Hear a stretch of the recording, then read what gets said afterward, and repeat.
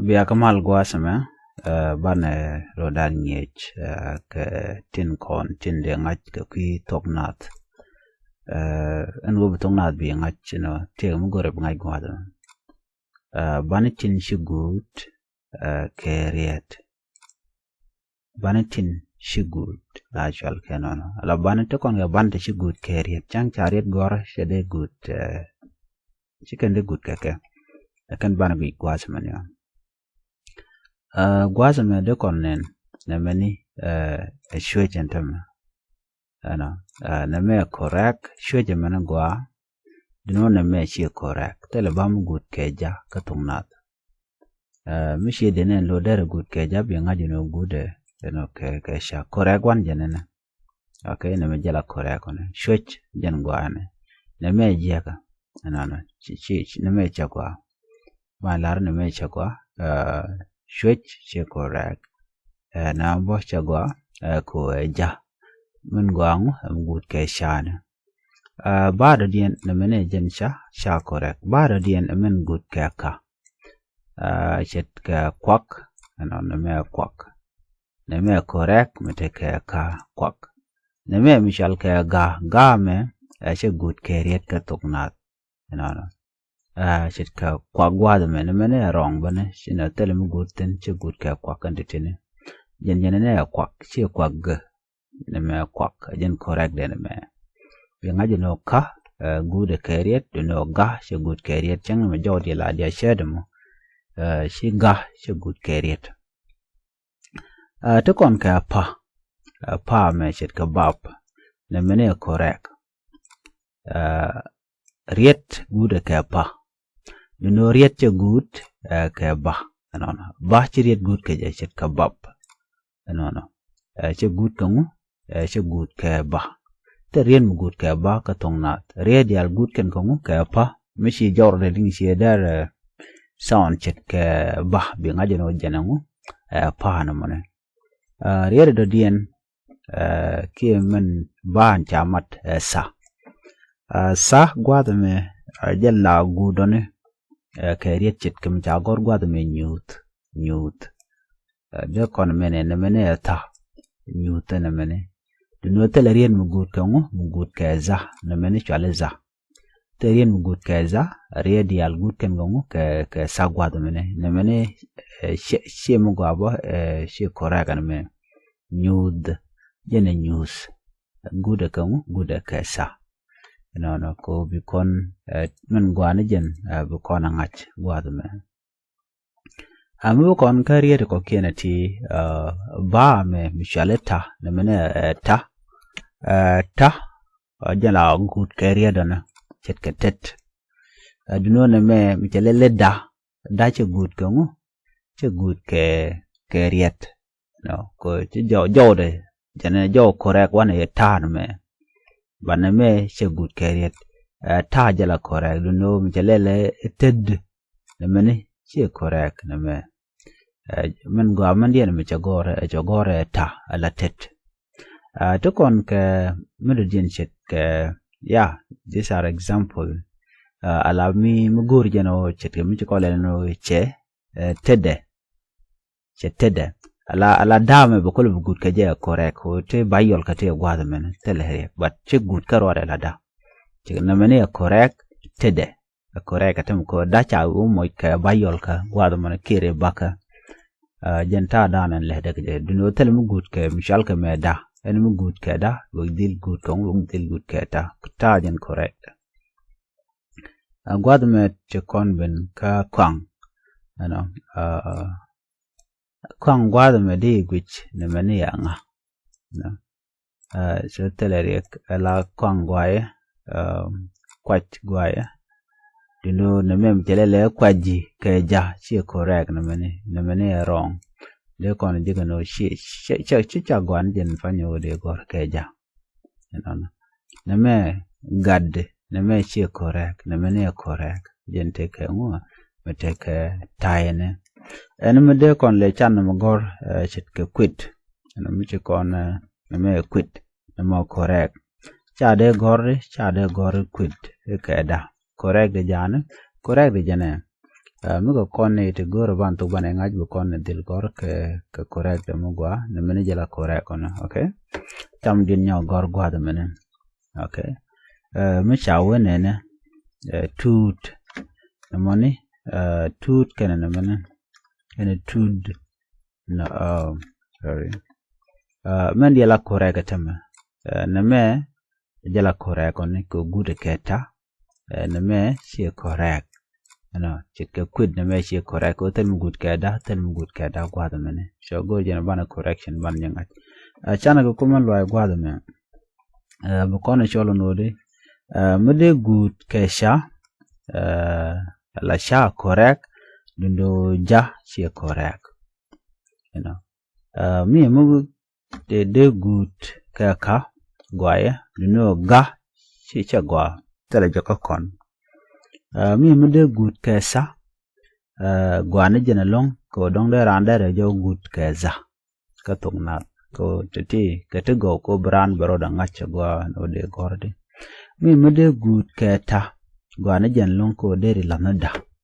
ko ta ajala kore gone no deri tato deri ko ngach ko gor ko no barte di albana ngaja gwa dukten kon de kon tongna de kon ngake je ki gwa dana ko ne rieten dara jilwa kede totone brana goro beka ngach tokon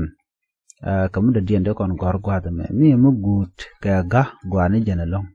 ko deran dere je gut ka mi chal ka me de kon chole ne ko jen kore ngana gor kon dong deran o gore je ke kamuda dien ko ga tel mu gut ke je chane gor gwada me de kon gor nen la ka no de gut ka mu no ke so ka gude ka ga no mi cha gor ne tama gat kana gat min dia ndia correct de jena ne ma men muto gwada me so de rander go dere ka ngai gwada me banatin ko kena dong de nyawa kon kel gwada de la de kon cholo no bane tok na bane tok na da ti bala tin chalke a ba sha da he ka la sa nya na ma na ta ra ha u wa pa o ja ya ga hi o ha e o nga za no ba goro ba kanon gwa kel ko no ko bitina kwa tekon ka ban titine tinen kon kate kwa la rudian she kon ban tine ka ban tin kon yos ka rol Ethiopia cha ka mal use long gon diale ko kien yo da ka rol Ethiopia so mi ko no gor kon ade kon gunyo yot ke de ko ne tin wan don ku irana do dan dong der vanity der ngai ke je ko nat ngai kon vanity ne of course kan banakel shirkan kai u dulo cha ka kule jaga tiaga long rol Ethiopia ka gambela bana ka kwen kelkele ne me shale a ba sha da he ka la sa nya na ma na ta ra ha u wa pa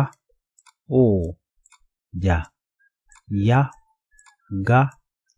i u ha e o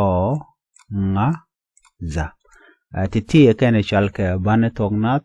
ka ba sha da he gwada me to kon ke bane yuale benetin re bane te karar bane yuale kanti a bayolka e bayolka jin bi pin gwada me o e bayolka bi bijek u e bayolka i e bayolka u e bayolka ha bayolka o e bayolka e bayolka gwada e bayolka o e bayolka to ko ken ti tene nyen ga ti chala kanu kan ka bani tin chol kon ka bani yo bani shek jo dien chet ka ba chet ka sha chet ka da chet ka ka chet ka la chet ka sa chet ka nya chet ka na chet ka ma chet ka na chet ka ta chet ka ra chet ka ha chet ka wa chet ka pa chet ka ja chet ka ya chet ka ga chet ka nga chet ka za no titi bu kon ga jek chal ka no ka bane tin shek yut ken no ka tongnal ko bu kon men dan lo ro bane jangach te ga bande shamat gwa dum tu bu kon ngach ne me chale di chale sa ka mat ka ne ta ka ne ha chale ta ne me na mat ka ne na ka ne ha chale na no to kon ke mudien gwasme mede kon del no ko bu kon ngaj ne mene nya mat kene na kene ya be nya be jenong mat rien dangro bandangro pin gwadme to kon ke za mat daka kene ha baga chole de baga cholo no ken ke baneten kon tin chol kon kenu ban ti chamat no no medere we lo dan long ko dob dan de kon ngaj ke jam mo ko right no chet ke duptin koken to kon ke bane to bogar gwadme to bande tone ke re bane no emaniam to kon chuje no ha teleje ha kel to kon ke ha re baka to kon ke mudadien la he tele e tele jagwazamen de konongor ka tele ha ancha tar chaja ke ka tungnat namone akel de kon nyogo we gwada do diena men ko namone kare ban gor contentel mi bu kon ka o ya o jaten dundo telemu tele ho la ho ka tungnat mu kon we yo bana jegano ala hi jaten duno tele na tele je mo kon ben ke tele ka tele ha to tele ka mo kon ben ka o yo gwadame o tele ho o jenen mon de kon jegano rititi ka tin chol kon kanu bane tin chal kere bane chet ka ha chet ke gwadame ko bu kon del ana to kon ke gwadame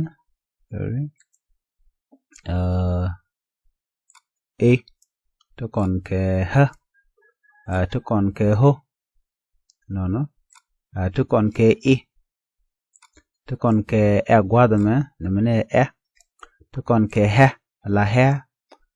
to kon ke ho ala ho titini shala ke no kan ke re bane kama kar argwasa mene godo kon pa kon kenen